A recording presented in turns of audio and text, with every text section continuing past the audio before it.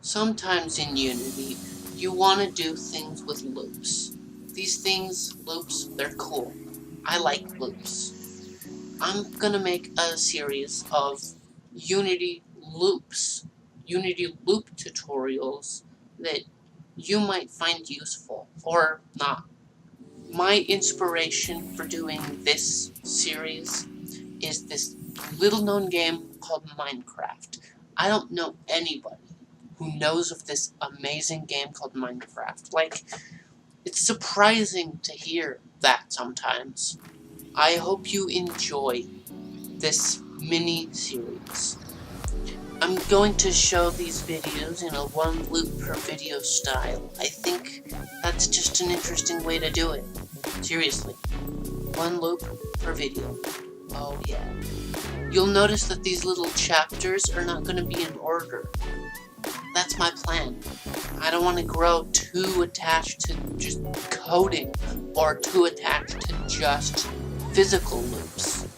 I've created a C# script and I've deleted its update method. The first loop I'm going to show you is this thing called the for loop. I don't know why I commented that. This thing called the for loop is very useful. At the start of the loop, you set up a variable like integer and O. I never use I because I is so overused everywhere. I say O equals 0, and then while O is smaller than 10, then increment of. You might not notice that the separators for the little commands in the for loop, these are semicolons. So don't get those confused with commas. You're gonna break your phone that way. No, you're not.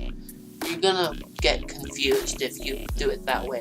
For this example, I'm just going to print the values from 0 to 9. Unity has this amazing function called print that I use.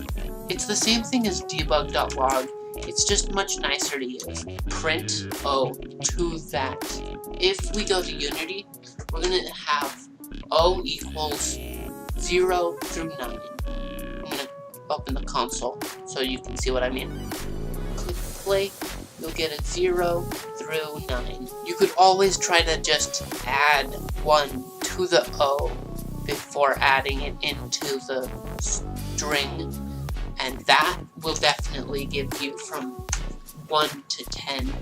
But you could also do it really easily by just saying if O is bigger or equal to 10, and also by setting this to a 1. That is another way of getting a 1 to 10. Thank you for watching my for video. If I missed something, tell me about it and I will make a part 2. Thank you for watching. See you later.